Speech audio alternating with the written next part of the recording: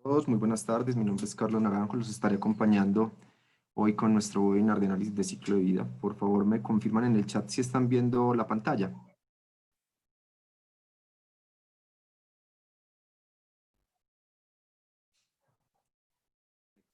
Mil gracias. Vamos a iniciar. Y para arrancar, como sé que muchos han venido trabajando en análisis de ciclo de vida o perspectiva de ciclo de vida, vamos a entender un poco la diferencia entre las dos: perspectiva de ciclo de vida bajo la 14001 y análisis de ciclo de vida bajo la 14.040 o 14.044. Y para esto vamos a abrir una primera votación. Entonces, la primera votación tiene que ver con qué tiene mayor impacto ambiental en el ciclo de vida: un vaso de papel o un vaso de plástico. Imagínense ustedes que el vaso de papel viene pues de los árboles, se procesa la celulosa, tiene la producción del vasito pues como tal, el uso y el desecho, como es el fin de vida del vaso. Y cuando hablamos de un vaso de plástico, pues va a tener un impacto asociado, pues es un derivado del petróleo, entonces hay que hacer una exploración, una perforación, una extracción del combustible, o sea, y ahí apenas todavía hay una extracción del petróleo, después va a una refinería, salen los monómeros, los gases, y de esos gases salen unos polímeros, y ahí todavía no es vaso, va a una empresa, a una fábrica donde ese polímero se vuelve en vasito, tiene un uso, tiene un desecho, y en ese desecho pues podrá en algunos casos ser reciclable cierto número de veces. Entonces, quería entender un poco, van 58 votaciones, 60% han votado. Vamos a dar un par de minutos más, unos segunditos.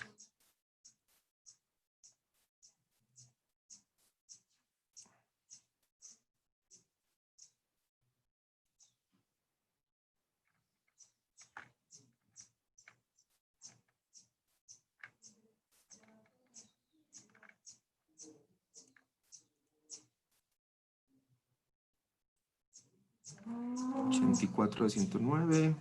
Muy bien. Vamos a dar 30 segundos más. 78% dicen que contamina.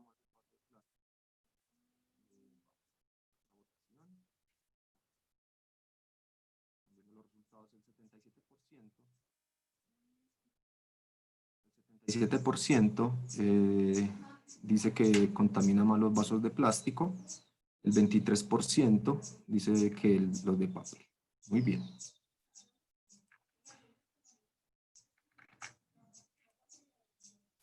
Ahora vamos a ver qué muestra una perspectiva de ciclo de vida. Cuando yo comparo el vaso de papel versus el vaso de plástico, eh, lo que tenemos es lo siguiente, lo que hablábamos ahora. Dentro del ejercicio vamos a tener las etapas del ciclo de vida, uno a partir de un material natural renovable, que es los árboles, un recurso agrícola que genera empleo. El otro es un recurso natural no renovable derivado del petróleo, industria extractiva. Hay una producción de pulpa para la producción de papel. En el otro, la industria petroquímica. En el uso, el impacto va a ser igual, pero en el fin de vida, los vasos de papel podrían ser compostables en algunos casos, o en algunos casos biodegradables. Realmente los vasos de papel pensamos que son compostables, pero tienen algunos una película parafinada o alguna película plástica. Entonces ya se dificulta, o hay más costos para su... Es muy... eh, es muy en este caso, visto desde el punto de vista de fin de vida, el plástico como el más contaminante. ¿Qué dice el análisis de ciclo de vida? Dentro del análisis de ciclo de vida, el ejercicio donde evaluamos los impactos ambientales, las ambientales, muestra, por ejemplo, en este estudio que se hizo aquí en América Latina, en México, en el 2013, contratado por el gobierno mexicano. Denme un segundo que me dicen que no se está escuchando.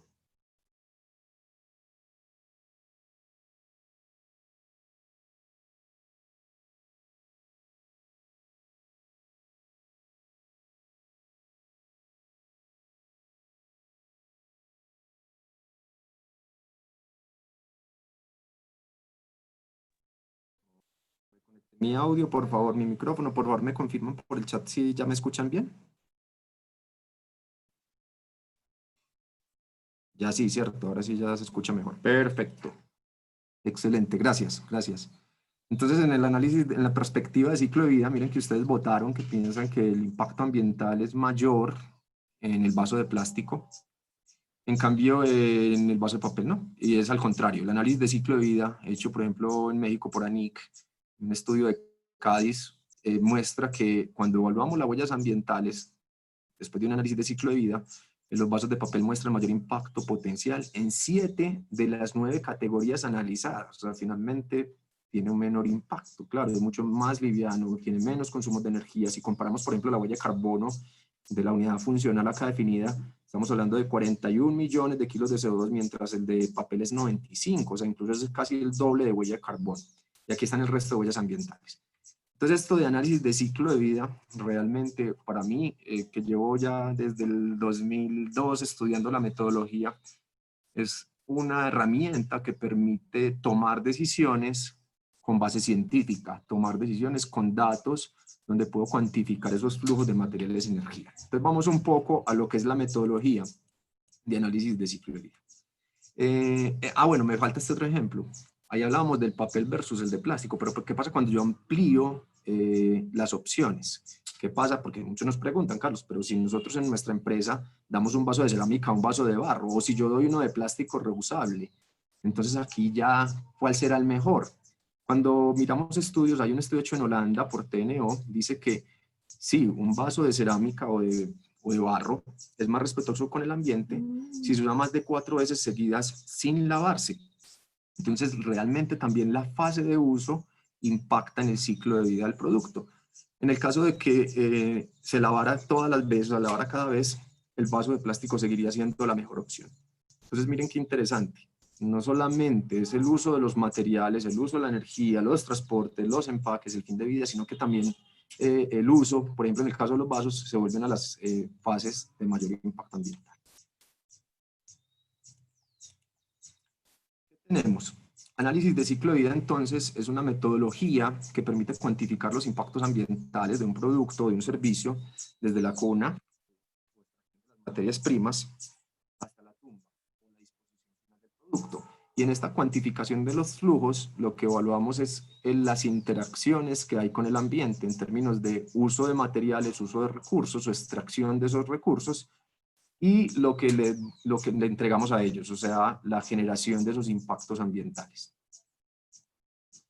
Los impactos ambientales, entonces, en este caso, se pueden evaluar al aire, se pueden evaluar al agua o se pueden evaluar al suelo. Y ya vamos a ver un poco más, pues, como dentro del ejercicio a qué nos referimos. Dentro del análisis de ciclo de vida hay otras metodologías hermanitas. Hay un análisis de ciclo de vida social y hay un análisis o costos del ciclo de vida, Social LCA o Life Cycle Costing. Ambos permiten tener data, información científica, soporte para poder tomar decisiones ya en temas de sostenibilidad, o sea, no solamente en términos ambientales, sino en términos sociales y económicos.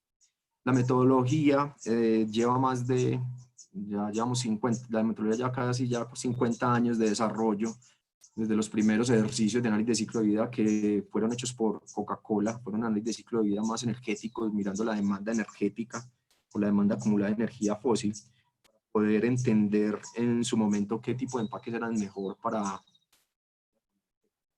Muy interesante. Y la metodología, según habla, la ISO 14040 y la 14044. Es una metodología que está definida en 4 etapas. La primera es definición del objetivo y el alcance. La segunda es el análisis de inventario. La tercera es la evaluación del impacto ambiental. Y hay una que está al lado de todas, es la última, la interpretación. Pero yo puedo hacer interpretación de objetivos y alcance, interpretación de mi inventario y evaluación de mi impacto ambiental. Que es muy importante, sobre todo en la primera parte de la definición del objetivo del alcance, definir mi unidad funcional. O sea, mi unidad funcional es hacia la cual van referidas todas las entradas y salidas del inventario. Entonces, cuando ahorita estábamos hablando de nuestros vasos, ¿cierto? Nuestros vasos de plástico, de cartón, de cerámica o de barro, ¿cuál sería esa unidad funcional? Para nosotros, en este caso, la unidad funcional debería estar definida de acuerdo a su función, que es contener una bebida o aislar bebidas calientes. O sea, tendría que prestarme el mismo servicio los productos que esté comparando. Y un ejemplo de unidad funcional puede estar dado por el volumen del recipiente, en este caso 10 onzas de líquido, con una duración de tantos usos. ¿Listo? Eso es como parte del ejercicio. Igual dentro de la definición del objetivo de alcance también defino mi sistema de análisis. Mi sistema de análisis puede ir de la cuna a la puerta, que sería hasta la puerta de la fábrica, o podría ir de la cuna a la tumba. Generalmente se hace de la cuna a la tumba lo más correcto, hacer como todo el panorama completo. Si yo miro una camiseta, la función de una camiseta es proteger. Y dentro de proteger, si yo quisiera comprar una camiseta de algodón, por ejemplo, con una camiseta hecha de PET reciclado, ya podríamos también evaluar cuál tiene menores huellas ambientales, pero para eso tendría que ser una camiseta con el mismo diseño, para la misma talla y con el mismo número de usos y con el mismo número de lavados, o sea, hablando como de uso por cada vez que yo tengo que lavar la camiseta. Entonces es muy interesante dentro del ejercicio porque yo lo que hago es cuantificar esos flujos. Y ahí vamos a la siguiente parte de análisis de ciclo de vida, que son los inventarios. Los inventarios de análisis de ciclo de vida lo que hacen es recopilar información cualitativa y cuantitativa de consumos, o sea, de entradas y emisiones o salidas. Y esas salidas son al aire, al agua o al suelo. Entonces acá viene una parte interesante del ejercicio. ¿Cómo logramos todo este tipo de detalles? Pues nos toca levantar información en campo. Por ejemplo, cuando desde Gaia hacemos este tipo de estudios, los profesionales van a las fábricas, realizamos unas encuestas, levantamos información y tenemos soportes. Estos estudios de análisis de ciclo de vida no son certificables, o sea, no se puede hablar de que certificamos el ciclo de vida, no. Estos estudios se someten a revisión crítica, donde un panel de expertos evalúan la veracidad de los datos, de los modelos y de los cálculos.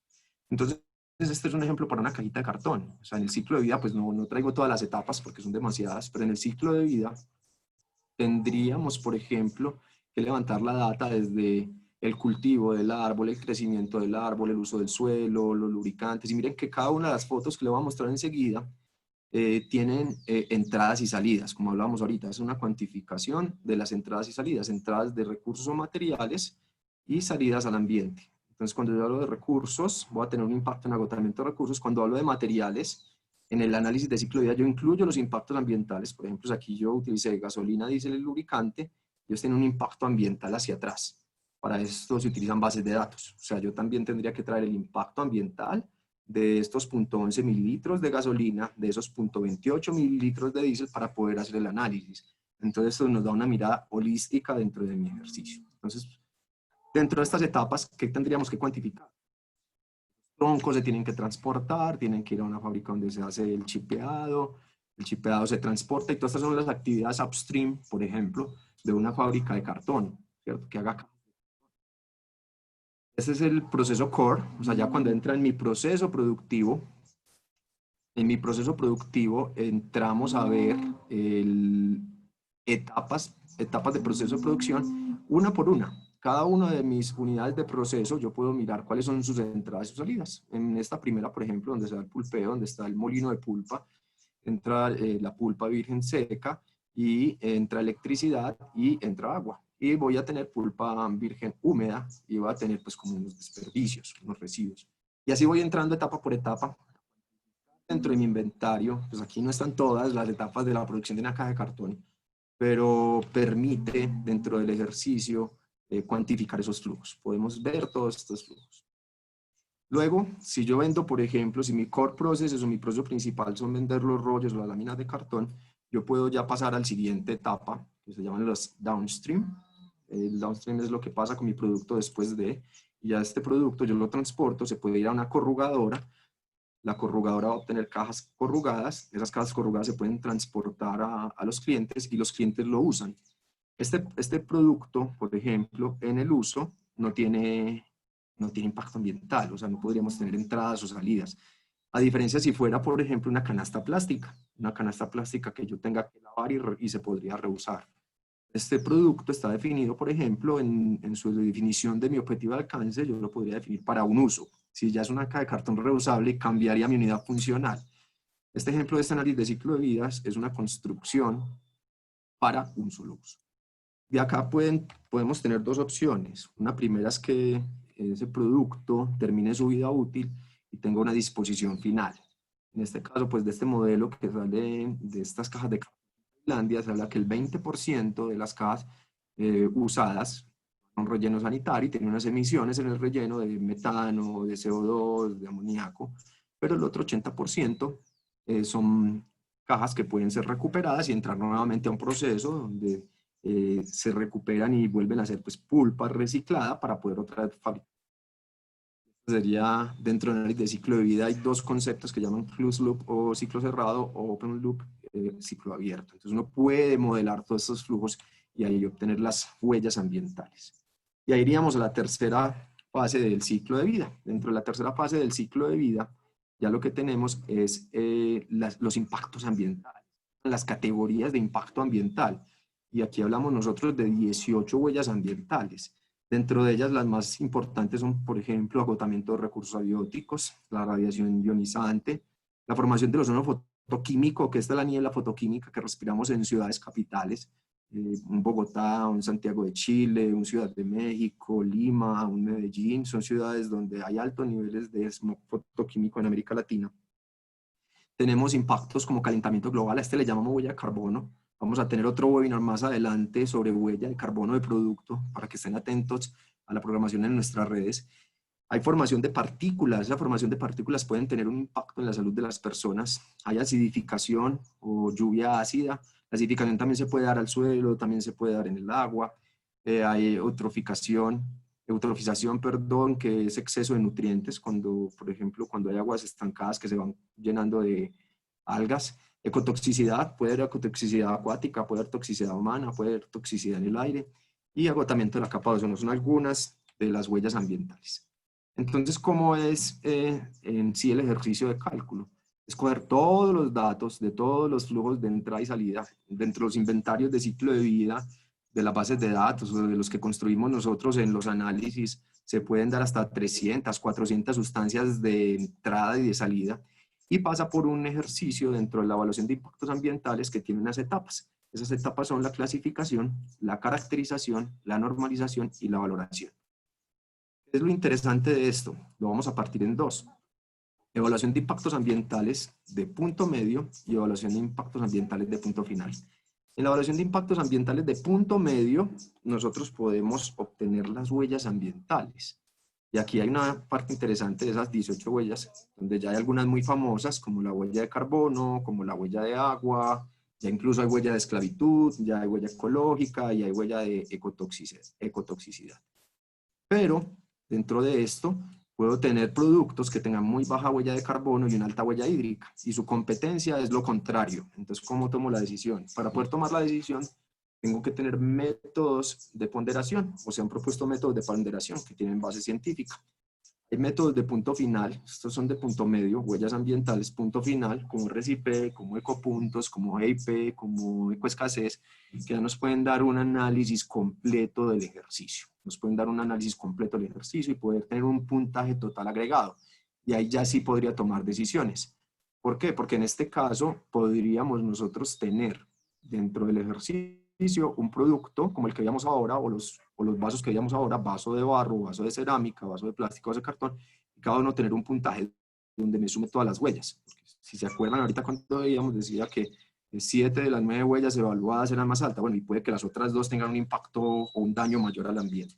Entonces estas metodologías ya nos dan la posibilidad de tener dentro del ejercicio una conclusión mucho más válida. Y esto es un resumen de lo que se realiza o lo que realizan los modelos de evaluación de punto final. Yo lo que tengo es 18 huellas ambientales, y dentro de esas 18 huellas ambientales yo puedo evaluar categorías de daño. Por ejemplo, la formación de material particulado, o el material particulado incrementa las enfermedades respiratorias, y esto tiene un daño a la salud. O vamos a ver otra por acá, la eutrofización de agua dulce tiene un daño a las especies de agua dulce, y eso significa un daño al ecosistema.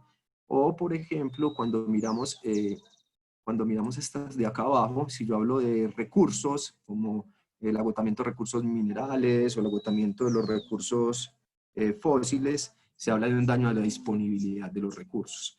¿Qué es lo interesante? Entonces, estas huellas ambientales, a partir de esta metodología, como RCP, que es una metodología bien usada en proyectos de investigación de tesis de maestría o doctorado, hablan de estas 18 huellas ambientales o midpoint, y se pueden hablar de categorías de impacto final o categorías de daño endpoint. Entonces esto es como una herramienta herramienta interesante dentro de la metodología de análisis de ciclo de vida. Como son tantos datos, finalmente vamos a necesitar generalmente el uso de herramientas informáticas para la gestión de la información. Dentro de lo que nosotros usamos en Gaia específicamente, utilizamos un software alemán que se llama Umberto. Umberto es un software que permite contabilizar esos flujos de materiales y energía y además llevarlo a huellas ambientales. Entonces, de una manera muy gráfica, nosotros podemos modelar los diagramas de proceso de las organizaciones, yendo desde la extracción de materias primas, la manufactura, la distribución, el consumo y el fin de vida del producto, y obtener mis huellas. Humberto, al igual que otros software, en el mundo hay alrededor de 60 software, incluso hay software abiertos. Hay un software abierto que es de código abierto que se llama OpenLCA, hay otros en Holanda, hay en Estados Unidos, hay para construcción, hay para empaques, hay demasiados. Hay más. Nosotros en un ejercicio que hicimos de vigilancia encontramos casi 64 software distintos. Entonces, finalmente, lo importante, pues en el caso de lo que nosotros vemos la experiencia, finalmente lo importante no es tener un super software, lo importante son los datos que yo alimente al software, que me permitan hacer análisis de mejor calidad. A nosotros nos ha gustado mucho Humberto por la facilidad que tiene a la hora de cargar los datos de entradas y salidas por cada etapa de proceso, y es una herramienta muy valiosa, y ya varias empresas, por lo menos en Colombia, han comprado la licencia de Humberto, empresas y universidades. Entonces, tengo varios ejemplos para continuar, pero como yo sé que el tiempo tal vez no me alcance, son como 10, los quiero someter a votación, y de acuerdo a eso, pues voy a hacer la presentación. Entonces, ¿qué ejemplo les gustaría ver? Tengo 9 ejemplos para que revisemos. Entonces, vamos a ver. ¿Qué ejemplo de estudio ACV les gustaría ver? Eólica, solar, hidráulica, bioetanol, gasolina, biopolímeros, huevos, que hay mucha gente aquí que es conectada, transporte de carga, edificaciones, empaques flexibles, café soluble, excelente.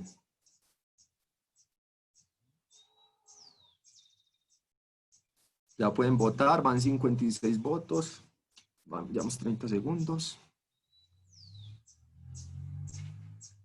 Entonces,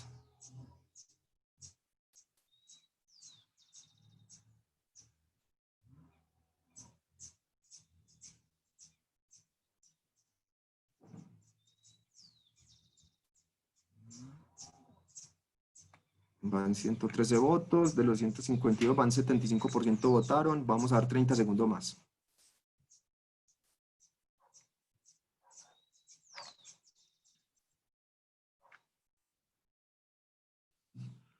Va ganando por ahora, está dividido, eólica versus hidráulica, transporte y edificaciones, bueno, y cajas.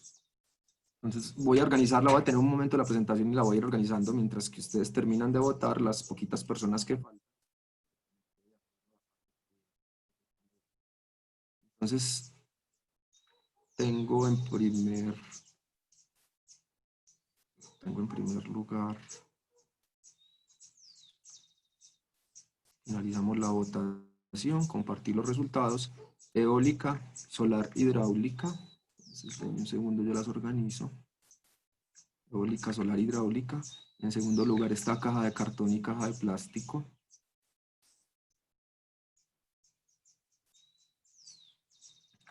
En tercer lugar quedó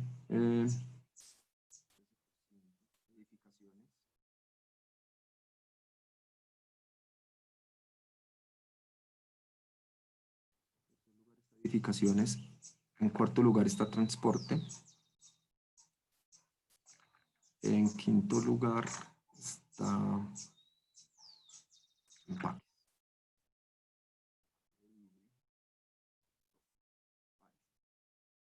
Vamos entonces ahora a ver los ejemplos. En un segundo, comparto pantalla. Muy bien. Para empezar, entonces, este aplica para todos. Cuando hablamos de análisis de ciclo de vida, aporta dentro de la comunicación ambiental que ustedes hacen de sus productos, de sus servicios y demás. Dentro del ejercicio tenemos que las normas, las ISO 14000, 20, el paquete de las 14.020 pueden tener varios tipos, ecoetiquetas, declaraciones ambientales tipo 1, tipo 2 y tipo 3. Voy a arrancar por las tipo 2. Dentro de las etiquetas tipo 2, criterios ambientales de productos, los elige el propio fabricante. Hablamos de, por ejemplo, sellos o autodeclaraciones de reciclado o contenido reciclado de producto o reciclabilidad de producto, y aquí se dan ciertas confusiones. Hay gente que ve este triángulo, la cinta de Mobius, y adentro ve el número 4 y piensa que ese producto se ha reciclado 4 veces. Y finalmente no, finalmente hay un código que explica qué es el número 4 dentro de, o el número 7, por ejemplo, dentro de la categoría. Entonces, este es un criterio de ecoetiquetas. El tipo 1, ya las etiquetas tipo 1 indican que un producto ha superado una serie de exigencias que implican el menor impacto ambiental con respecto a productos del mismo tipo. O sea, es best in class, el mejor de la categoría. Y dentro de esto, los que logran ese nivel de reducción de impactos ambientales pueden tener una ecoetiqueta. En Europa está la flora europea de hace muchos años y la azul, que creo que es el sello o la ecoetiqueta más antigua del mundo. En América Latina hay un trabajo que vienen adelantando México, Costa Rica, Colombia, con el apoyo de Naciones Unidas para lanzar un sello ambiental americano. Entonces la idea es que podamos tener un sello común en toda América Latina donde podamos ver los productos que tengan este sello son los mejores en términos de su reducción de huellas ambientales. Para poder construir un sello tipo 1, primero hay que tener varios estudios de ciclo de vida para poder tomar esas decisiones de cómo reducir los impactos ambientales. Dentro de esto hay semitipo 1. Estos son los que se encuentran, se centran en un único aspecto ambiental, o sea, finalmente son best in class, son los mejores de su categoría, pero únicamente para un aspecto. Por ejemplo, el uso eficiente de la energía, como los Energy Star, o productos que vengan de bosques conservados de manera sostenible, como los productos F o la certificación FSC. Y me voy a detener un poco más en los tipo 3. En los tipo 3, este tipo de sellos ya informan los impactos ambientales del ciclo de vida del producto, pero sin tener que cumplir un requisito. O sea, puede que yo esté declarando mi huella y no sea la menor huella en comparación con los de mi sector, pero estoy haciendo un ejercicio de transparencia, donde yo estoy publicando los resultados de mis huellas ambientales. Entonces aquí se viene muy interesante, pues sobre todo por la transparencia. ¿Qué tenemos acá? Dentro de las huellas ambientales o las declaraciones ambientales de producto, las tipo 3, tenemos algunas que se centran en un único aspecto ambiental como huella de carbono. Entonces yo podría tener una certificación tipo 3, una ecoetiqueta tipo 3, certificada por un tercero, que hable de mi huella de carbono del producto o de mi huella de agua. Si es de huella de carbono, tendrá en cuenta la ISO 14067, o si es huella de agua, es con base en la ISO 14046. Pero si yo considero más huellas ambientales, entran las declaraciones ambientales de producto o la CPD. Dentro de la Alianza Ambiental América también se quiere lanzar el ejercicio y seguramente será basado en lo que ya se viene entrando en algunas CPD. En América Latina ya está el EPD System de América Latina, que tiene sede en Chile y en México, y consideran múltiples impactos ambientales o huellas ambientales. Y este me parece muy interesante, que es un avance que viene teniendo la Comisión Europea, donde están trabajando en definir las huellas ambientales de producto para que un consumidor, cuando vaya a un supermercado, pueda tomar decisiones. Es como decir, tener una tabla de información nutricional, que ya hoy en día nosotros podemos tomar la decisión de consumir un producto, si tiene alto consumo de energía o tiene alto consumo de energía, no, si tiene, por ejemplo, si tiene un alto nivel de calorías, tiene mucho azúcar o demás, yo también podría buscar en el mercado productos que tengan baja huella ambiental. No se sabe todavía cómo va a quedar, si quedará como un semáforo donde esté verde, amarillo, rojo, qué forma, pero seguramente va a aportar mucho a la toma de decisiones de productos de menos huellas ambientales basados en la herramienta de ciclo de vida. Entonces ahora vamos a los ejemplos, según la votación. Estuvimos revisando algunos estudios que están públicos, estos están en la plataforma, aquí les ponemos en el pie de las diapositivas, esto lo tomamos de las plataformas que están aquí citadas del EPD System, y miramos, por ejemplo, cuánto es el impacto de las huellas ambientales de generar 1 kilovatio hora en hidroeléctricas de embalse, de generar 1 kilovatio hora por sistemas eólicos, generar 1 kilovatio hora por una granja solar, o generar 1 kilovatio hora por plantas hidroeléctricas, centrales hidroeléctricas a filo de agua. ¿Cuál es el resultado? Pues entonces lo que hicimos fue copiar, o sea, finalmente aquí lo que hicimos fue copiar lo que están en estas declaraciones públicas, y lo que es rojo es lo que tiene más huella, lo que es verde es lo que tiene menos huella. Entonces, si yo comparo las huellas de carbono, gramos de CO2 equivalente por cada kilovatio hora, la solar tiene 20 gramos, la eólica 9, la hidroeléctrica en embalse 4.8 y la de filo de agua 3.3. Entonces, en términos de huella de carbono, tiene menos huella de carbono un kilovatio hora a filo de agua. Pasa igual, por ejemplo, para otras huellas. Por ejemplo, la formación de ozono troposférico, la acidificación, la eutroficación, el potencial de agotamiento de la capa de ozono, son otras de las huellas que se evalúan en estas declaraciones ambientales de producto, y dentro de esto, la solar es la que más huellas ambientales tiene. O sea, de estas al menos 4 analizadas, la solar es la que más impacto tiene. Qué interesante. Pero miren lo siguiente, o sea, finalmente si yo miro solar comparado con energía de la red, como sabemos que tenemos asistentes a nuestros webinars de varias partes de América Latina, trajimos como el dato. Entonces tenemos un kilovatio hora en Colombia, un kilovatio hora en México, un kilovatio hora en Costa Rica, un kilovatio hora en Perú, un kilovatio hora en Chile de la red. O sea, finalmente la energía solar es mucho mejor que la energía de la red. Entonces también es como para analizar, o sea, esto, siempre cuando hablemos de análisis de ciclo de vida también depende del contexto. Vamos para el siguiente ejemplo. ¿Qué pasa, por ejemplo, cuando hablamos de empacar productos en plástico o en cartón? Este es un ejercicio que encontramos para una unidad funcional del empaque de frutas, verduras, naranjas, cebollas, demás que hicieron en Estados Unidos. Y dentro de este, se evaluaron diferentes huellas ambientales o impactos ambientales como acidificación, eutroficación, cambio climático, uso de energía no renovable, agotamiento de ozono, efectos respiratorios, formación de smog, consumo de agua fresca y generación de residuos. En este caso, al evaluar los dos sistemas, el sistema plástico de este estudio muestra un mayor impacto ambiental. Dentro del análisis que se publica, no está muy claro el nivel o el número de usos asociado al contenedor plástico. Entonces aquí ya la herramienta nos ayuda a tomar decisiones. ¿Qué pasa en edificaciones?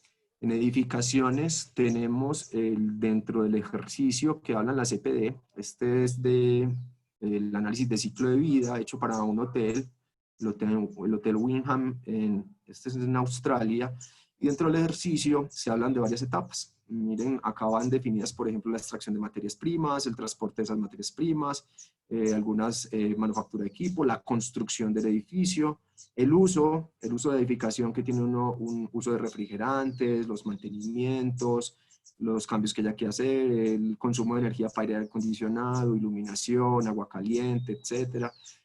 Bien, el agua utilizada para las duchas, para la piscina, para, bueno, etcétera. Y viene la etapa de fin de vida. Dentro de la etapa de fin de vida, tenemos los impactos ambientales causados por la demolición, el transporte, el procesamiento de los residuos, la disposición. Incluso dentro del ejercicio de este ciclo de vida se incluyó los beneficios y cargas detrás del reciclaje de algunos de los materiales. Ya en América Latina ya hay bastantes iniciativas para el reciclaje de materiales de construcción. Entonces, dentro de esto, en esta declaración ambiental de este edificio, se incluyeron algunas huellas, como la huella de carbono, la de agotamiento de ozono, la de acidificación, eutroficación, y miren lo interesante. Los resultados, me lo brinqué, denme un segundo, que me va a tocar irme más adelante para estos resultados de edificación que no lo traje. Acá están. Dentro de esto, muestra, por ejemplo, el impacto en uso de energía, es el que tiene más huella de carbono, pero además de eso tiene más huella de acidificación, tiene más huella de eutroficación y tiene más huella de consumo de energía fósil. Cuando yo hablo, por ejemplo, de la formación de ozono, el agotamiento de ozono, perdón, la construcción es la que se lleva la mayor huella ambiental. Y cuando hablamos, por ejemplo, de la producción de los materiales, o sea, la extracción en cantera, por ejemplo, de los materiales, es donde se da la mayor formación de smog fotoquímico o oxidantes fotoquímicos. Entonces, mire que ya me va dando herramientas para la toma de decisiones, y finalmente todos los ejercicios que hagan uso eficiente de energía en la edificación, que va a tener 30, 40 o 50 años, va a aportar a la reducción de las huellas ambientales. Vamos para el siguiente.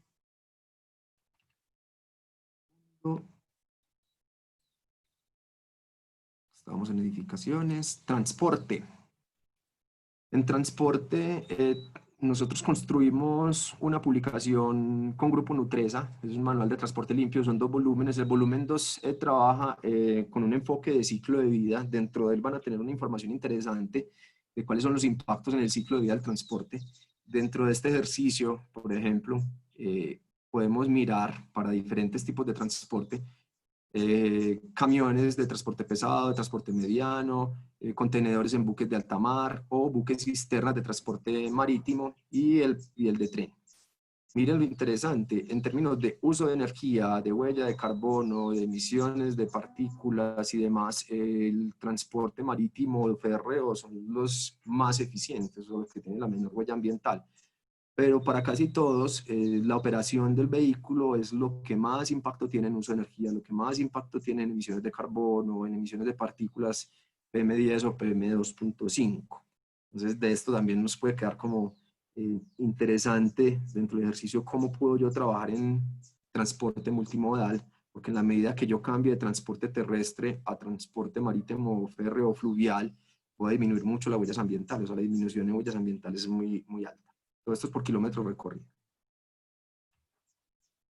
Nos preguntaban sobre empaques. Bueno, en empaques siempre va a depender mucho, mucho de la unidad funcional. Nosotros hemos hecho ahorita bastantes ejercicios de empaque, sobre todo por la normatividad de responsabilidad extendida al productor. E incluso tenemos para algunos clientes calculadoras para que ellos, dependiendo, pues tomando como referencia un rollo de empaque o un metro cuadrado de empaque o una unidad de volumen por litro de líquido contenido, de producto contenido, ellos puedan tomar decisiones a la hora de hacer los ecodiseños de producto. Y para esto tomamos datos de los proveedores de materiales de empaque, tomamos datos de las maquinarias para la producción del empaque, tomamos datos para el envasado del producto, que ya es en la fábrica donde estemos envasando nuestro producto, datos del uso y datos del fin de vida.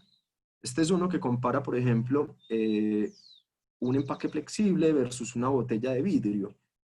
Y dentro de este ejercicio es interesante porque una botella de vidrio, debido a su peso, es mucho más pesada para contener la misma cantidad o el mismo volumen de líquido, nos va a generar un mayor impacto ambiental en términos del consumo de combustible, por ejemplo, casi 2.6 veces más en términos de uso de combustible o de energía fósil, 4.5 veces más huella de carbono, 1.6 veces más consumo de agua.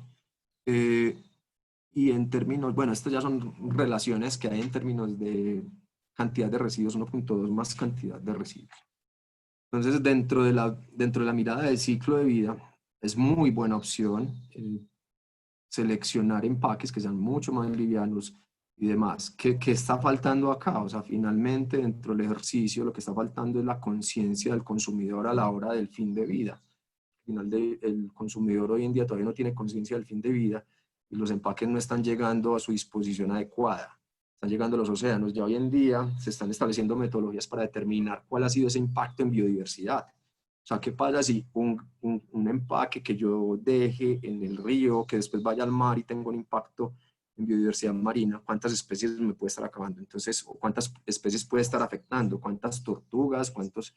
Y en eso está en construcción. Se espera que para el año 2022 ya se tenga los datos, porque hoy no sabemos cuánto puede estar afectando un kilo de plástico que esté en los océanos, no sabemos cuántas especies está afectando. Entonces, dentro del ejercicio seguramente nos fortalecerá. El ciclo de vida es una metodología que todavía sigue en construcción de mucho detalle de datos, porque pues tenemos mucha información para analizar y hay muchas tesis de maestría y doctorado que se han construido para poder mejorar el análisis.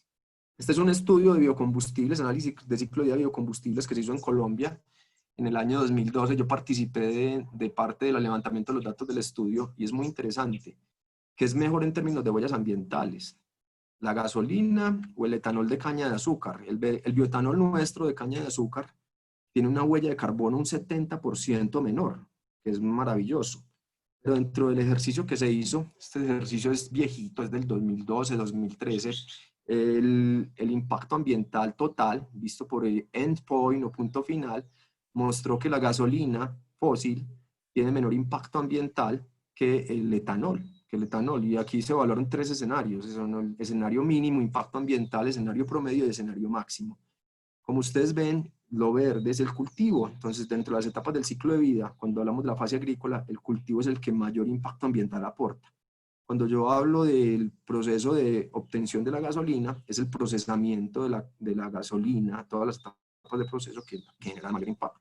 Entonces, si fuéramos a ver dentro del ejercicio las conclusiones que hablan en el estudio, dicen que al hacer la evaluación por ecoindicadores, el bioetanol tiene un impacto 141% más alto, y esto se da porque en la fase de cultivo se da un impacto en la salud humana debido al aumento de material particulado por la quema antes de la cosecha. O sea, un 35% del impacto en el indicador.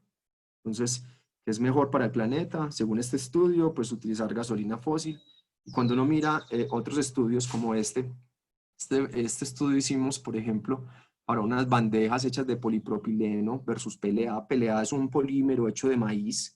Entonces hicimos un análisis, nos parecía muy interesante porque el PLA es un biopolímero. Eso significa que después de su uso puede entrar a un proceso de compostación, o sea, se puede picar, mezclar con residuos agrícolas y en condiciones aireadas, o sea, con buen oxígeno, se puede dar una compostación del material o del empaque. Dentro del ejercicio, cuando nosotros empezamos a hacer el análisis, pues teníamos que definir la unidad funcional. Y lo que encontramos es que el tiempo de servicio de esta bandeja de exhibición eran 2 años y 8 meses, mientras que una bandeja de polipropileno era 4 años y 3 meses. Entonces, después de analizar eso, llegamos a definir una misma unidad funcional en términos del servicio que me prestaba la bandeja. Y definimos 4 años de servicio. En el ejercicio entonces de calcular los impactos ambientales, los flujos de materiales, energía y todos los daños que podemos tener al ecosistema, a la salud y demás, encontramos que la bandeja de PLA tenía un mayor impacto ambiental en la afectación al ecosistema, en la afectación a la salud y en la afectación a los recursos, mientras la bandeja de polipropileno tenía mucho menor. ¿Y qué era lo que pasaba? En términos de la demanda de energía fósil acumulada, el PLA necesitaba 3 veces más energía. ¿Qué significa eso? Pues, para hacerlo más simple, requiero 3 veces más petróleo para hacer una bandeja con polímero de maíz que lo que necesitaría para hacerla con polímero fósil, o sea, a partir de petróleo. Claro, cuando yo me devuelvo hacia atrás, los fertilizantes requieren petróleo, el tractor para preparar el suelo requiere petróleo y todo esto. Y cuando yo lo sumo en el ciclo de vida, que es la ventaja que tiene esta metodología que permite cuantificar esos flujos de materiales y energía, me doy cuenta de que tristemente el PLA tiene un mayor impacto ambiental. Entonces, parte del ejercicio. Me queda tiempo como para un ejemplo más y ya pasamos a preguntas.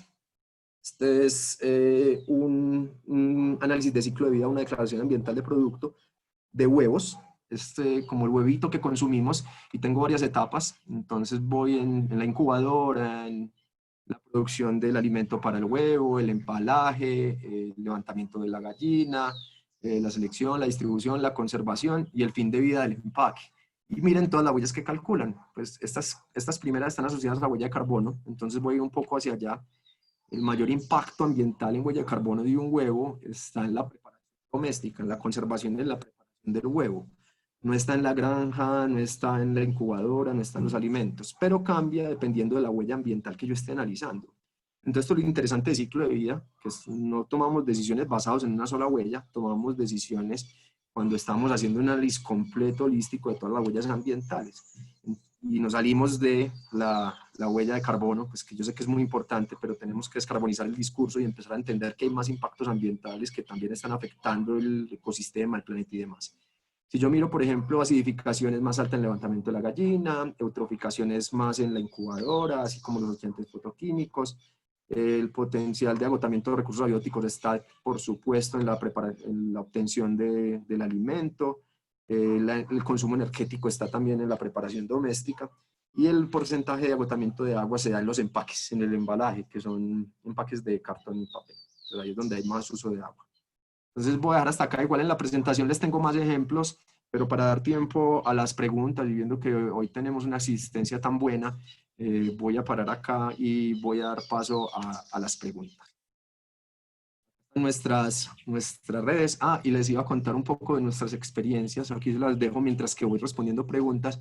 Estos son algunos de los estudios de análisis de ciclo de vida que hemos hecho. Algunos han ido solamente hasta a huella de carbono, otros han ido un poco más allá. En el webinar que tenemos de huella de carbono de producto van a entender un poquito más qué es esto de la huella de carbono, porque con Tosh de Nutresa hemos hecho un ejercicio muy interesante de calcular huella de carbono, una certificación de carbono neutralidad, al igual que con Alquería, que ellos tienen 3 avenas certificadas como productos carbono neutros. O sea, ya al menos empezaron dentro del ejercicio de análisis de ciclo de vida a cuantificar sus huellas y ya tienen un ejercicio de cuantificación de la huella de carbono.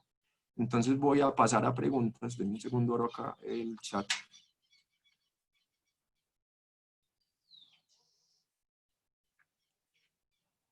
Bueno, por acá preguntan.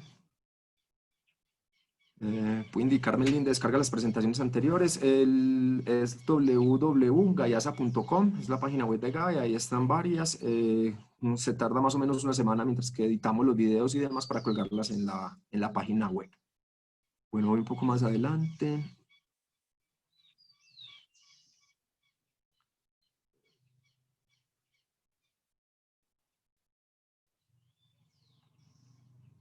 Dice, difiero en este tema, por lo menos el agua que se utiliza se puede tratar, mientras el vaso de plástico de un solo uso demora a descomponer 400 años. Pregunta Ricardo Ávila, más acerca del fin de vida. La metodología de análisis de ciclo de vida lo que te está cuantificando es el impacto ambiental en términos en el daño que tiene al planeta. Entonces compara los impactos. A pesar de que un producto se demora 400 años en descomponer, la metodología te está incluyendo ese impacto por esa descomposición. Ricardo, o sea, sí está incluido. Entonces, cuando profundizas en el ejercicio, se hacen test de lixiviación y se lleva el producto a conocer su impacto cuando se degrada en esos 400 años, ¿cierto? O sea, ahí estás hablando de tiempo y es lo que está haciendo es ocupando un espacio de suelo, pero en el ejercicio se calcula cómo él, por ejemplo, va lixiviando hacia el suelo, va lixiviando hacia el agua y va generando ese impacto ambiental. Entonces, realmente sí está incluido. Claudio Ochoa pregunta, ¿puede aclararme perspectiva y análisis? Perspectiva, como lo habla la ISO 14001, no requiere la cuantificación de los impactos ambientales, no requiere que hagamos una cuantificación de esos flujos de entrada y de salida, Claudia. Solamente nos pide que, digamos, como empezamos en la primera diapositiva, yo pienso que esto tiene mayor impacto, menor impacto, alto, medio o bajo. Tú puedes calificarlo de acuerdo a metodologías de evaluación de impacto ambiental, que esas metodologías pueden ser metodologías multicriterio, de acuerdo al nivel de amenaza, vulnerabilidad y demás. En cambio, análisis de ciclo de vida es una metodología muy rigurosa donde te obliga a medir los flujos de materiales y energía en cada etapa del proceso. Angie Verónica pregunta, ¿en el análisis de ciclo de vida se evalúan impactos ambientales o aspectos? Se evalúan impactos. Realmente los aspectos son los flujos de materiales y energía. O sea, tú puedes tener los dos, Angie, en el ejercicio. Puedes tener aspectos que son los flujos y puede tener impacto que son las huellas. Entonces es mucho más completo un análisis de ciclo de vida que lo que habla la 14001. Ya hoy en día existe una metodología de análisis de ciclo de vida para organizaciones y vamos a tener un webinar también de esa, la 14072, que es bien interesante que lo puedan ver. Natalia López pregunta por qué el vaso de plástico impacta menos y no su degradación demora hasta 400 años. Bueno, ya les expliqué, son flujos, o sea, realmente la gente no lo cree, ¿verdad? No es como tan sencillo, pero ¿cómo así va a ser mejor el plástico? Y en muchos de los casos el plástico sí da muy buen o menor impacto ambiental. ¿Qué herramienta utilizamos para análisis de ciclo de vida? Bueno, ya les contamos, Humberto, es súper recomendada y nosotros pues somos profesores del software además, entonces los podemos acompañar y con la experiencia que tenemos el equipo, ya los muchachos trabajan súper bien con el software. ¿Cómo se calcula la huella de carbono empresarial y la del transporte? Pregunta Eduardo. Hicimos unos webinars incluso hace un par de semanas muy buenos donde dimos el paso a paso de cómo calcular la huella de empresa y el de transporte. Están publicados en nuestro canal de YouTube, que ya te lo pongo acá en la siguiente diapositiva. Ahí los pueden consultar y en nuestra página web están las memorias. Entonces, ahí puedes hacer como la consulta de esta información. Lo está explicando. Bueno, por acá preguntan, para cumplir con el requisito de la ISO 14001, ¿hasta dónde se debería llegar? Preguntan Escobar, Ana, no, finalmente dentro del requisito, lo que preguntan es un análisis con perspectiva de ciclo de vida. Dentro de la perspectiva únicamente nosotros tendríamos que identificar dónde están los mayores impactos ambientales y empezar a hacer gestión en eso. Yo sé que hay mesas de trabajo en la ISO que están buscando que esta metodología sea un poco más rigurosa, porque hasta lo que va ahora te está pidiendo es como, bueno, no solamente mires el impacto de tu fábrica, sino que te vayas en tu cadena de valor upstream o cadena arriba y tu cadena de valor hacia abajo, o sea, tu consumidor o demás y el fin de vida del producto, qué impactos puede tener. sin necesidad de cuantificarlo. O sea, tú puedes decir, esto tiene un impacto al agua, al aire o al suelo, y el impacto es alto, medio o bajo. Entonces, la ISO 14000 ha sido muy flexible pues en esta primera etapa, pero se espera que posiblemente ya a futuro tenga una exigencia en tener un análisis de ciclo de vida para poder realmente tomar decisiones. Pregunta para la Torre, la etapa de importación de un producto, ¿cómo se analiza? Paola, hay dos formas. Pues lo ideal sería tener información primaria del producto que estamos importando. Entonces puede ser a partir de que tu proveedor de materia prima, máquina o demás haya hecho un análisis de ciclo de vida. Ya hay muchas compañías que lo han hecho, sobre todo para construcción. Las certificaciones de construcción sostenible ya dan puntos por análisis de ciclo de vida, y hay muchas declaraciones ambientales de producto. La que les mostré ahorita, la edificación del edificio del Hotel Wyndham, es una declaración ambiental de producto. Entonces muchos proveedores ya lo han construido. O la otra forma es utilizar bases de datos. Las bases de datos ya han hecho un promedio de sectores, han tomado información sectorial de flujo de entrada y salida y han estimado los impactos ambientales de cada material. Entonces aquí es recomendable revisar la base de datos. La que les mostramos en las diapositivas de Coinven es una de las bases de datos más completas. ¿Dónde se podría aprender a manejar estos programas de análisis de ciclo de vida? Pregunta Beatriz. Beatriz, cada proveedor del software tiene, y en los canales de YouTube también hay muchos cursos gratuitos para aprender a manejar los software. Nosotros somos proveedores del software Humberto. Diana Margarita Hernández pregunta, para cumplir con el estándar internacional, ¿debo realizar análisis de ciclo de vida con un software o puedo construir mi propia calculadora y solo utilizar el software para consultar los factores de caracterización y normalización? Sí, Diana, se puede, pero te vas a tardar años en tener tus resultados porque realmente el volumen de información es muy grande, pero uno podría comprar la base de datos y con la base de datos empezar a construir los cálculos. El ejercicio se dificulta en el momento en que uno empieza a hacer escenarios de modelación. O sea, uno puede tener escenarios atribucionales o consecuenciales. Y ahí cuando tú cambias cualquier dato, se te puede descuadrar tu hoja. Yo fui profesor en una universidad hace 20 años y no teníamos dinero, pues todavía este tema no era como tan relevante a como lo es hoy. Y dentro del ejercicio yo ponía a mis estudiantes a hacer unos calculitos en Excel. Y salieron expertos en Excel más no en ciclo de vida. Pues sí se puede, pero no va a ser eficiente en el tiempo que te vas a gastar. Yo sí recomendaría en lo posible tener un software. Laura Guerra pregunta, una especialización que hay en el SENA, qué interesante.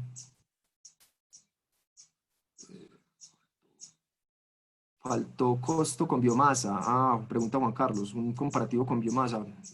Interesante, podemos revisar como más adelante, pero sí hay muchos estudios. ¿Dónde puedes cargar el estudio de Nutresa? Yo se los coloqué en las diapositivas. Bueno, David lo copió, gracias David. Es el manual de transporte del MUPI. Hay dos versiones, la primera es de huella de carbono y la segunda es de análisis de ciclo de vida.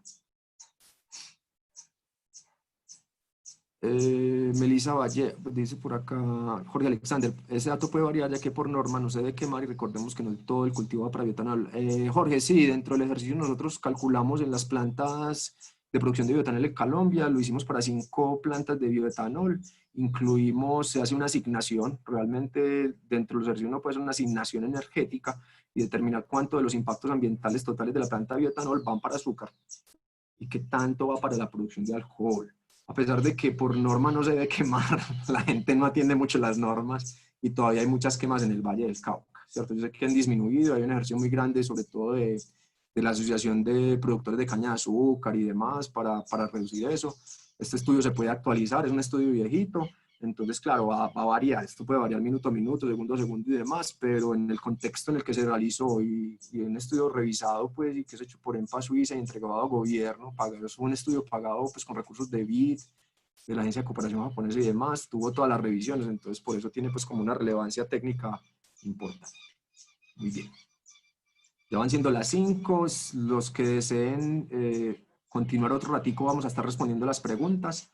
De igual manera, pues acá están todos nuestros datos, cualquier información que necesiten de análisis de ciclo de vida pueden consultarlas con nosotros en nuestra página web, está aquí nuestro teléfono, están nuestras redes sociales para cualquier otra consulta, entonces los que quieran continuar otro par de minutos vamos a responder preguntas. Melissa Vallejo nos pregunta, de acuerdo con la relación del plástico y vidrio, para envasar, ¿qué sería mejor usar? Teniendo en cuenta que el vidrio se puede reciclar mejor. Melissa, depende del lugar donde estemos. Por ejemplo, acá en Colombia hay una fábrica muy grande de producción de vidrio. Nosotros teníamos en Envigado una. Ella se fue ya para su planta principal, donde tienen la extracción de las minas, las canteras y demás. Eso ha significado que los costos de transporte del vidrio recuperado se incrementen y los fletes y demás están dificultando el reciclaje del producto, ¿cierto? Con lo que hemos hablado de recuperadores y demás. Entonces, no siempre puede, o sea, sí se puede reciclar, pero la realidad puede que se dificulte dependiendo del lugar donde estemos. Entonces, cuando uno mira los análisis de ciclo de vida plástico versus vidrio, siempre depende, o sea, en estos estudios siempre depende qué estamos empacando, depende de lo que estemos empacando. ¿Cuáles son las desventajas que tiene el vidrio? A pesar de que es tan reciclable, una de las desventajas que tiene es su peso. Por ser tan pesado, tiene un alto consumo energético en su transporte, entonces puede ir afectando dentro del análisis. Y después, pues, a pesar de que tiene cierto número de reusos, él va a llegar a un número de reusos no infinito. O sea, él se puede reciclar, incluso se puede reusar por medio de lavados, pero no es eficiente, sobre todo en su parte logística. Entonces, siempre depende. O sea, habría que revisar como qué producto vas a envasar y depende de lo que estés envasando, podríamos tener una conclusión.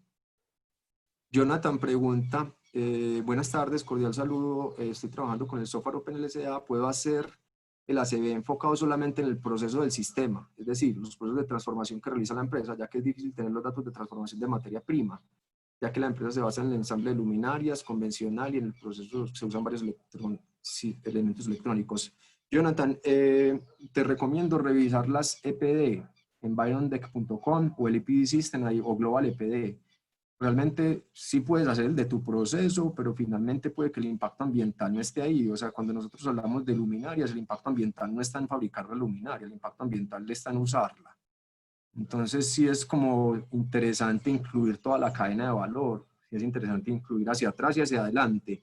Entonces, en los sistemas como EPD System o Global EPD, ellos sacan unas reglas de categoría de productos. O sea, si yo voy a hacer el análisis de ciclo de vida de una luminaria, debería mirar cuáles son las reglas de categoría de producto, que se llaman las PCR. Y las PCR te dicen qué se debe incluir dentro del ejercicio. Entonces, es mi recomendación, que mires qué PCR hay para sistemas de iluminación. La presentación está en nuestro... ¿Cuáles son las 18 huellas que mencioné? ¿Dónde pueden encontrar los estudios realizados con y sobre estas que menciona? Están Gabriel y Daniela. Las 18 huellas están en la presentación y al pie de la diapositiva está la metodología. Esa metodología es RECIPE. Bueno, la huella de carbono de una empresa de transporte solo se realiza por medio de software. No, Edward, es un proceso muy sencillo. Finalmente lo que necesitas es entender cuál es el consumo de combustibles de tu operación y con base en los combustibles se multiplica por un factor. Entonces es mucho más sencillo una huella de carbono que un ciclo de vida. Un ciclo de vida de transporte, por ejemplo, nos incluye la infraestructura, la fabricación del vehículo, la fabricación de las llantas, la extracción del combustible, la quema del combustible, el fin de vida de cada uno. ¿Cuáles son los mayores retos de implementar con mayor fuerza el ecodiseño y el análisis de ciclo de vida en Colombia? Pregunta Linda Catherine. El mayor reto de estas dos, bueno, yo creo que la metodología de ciclo de vida es que apenas se está empezando a conocer. Las empresas no hacen este tipo de ejercicios a menos que tengan una obligación legal para hacerlo. Muchos esto es de parte de ejercicio voluntario. Y creo que algo que dinamizaría bastante es que, como se está haciendo en Europa, se tenga un ecoetiquetado de productos, así como la información nutricional, las huellas ambientales de algunos productos. Yo creo que esto ya jalonaría una cantidad de cosas porque nosotros como consumidores podríamos tomar decisiones en términos de huellas. Y si yo voy tomando decisiones a esos productos que tienen un menor impacto ambiental, porque ya han hecho su ciclo de vida, seguramente la industria, los productores y demás lo van a hacer, pues no solamente pensando en términos de, sino en términos de que quiero ser el de menor impacto ambiental, o sea, es una competencia muy sana que le ayudará al planeta un montón.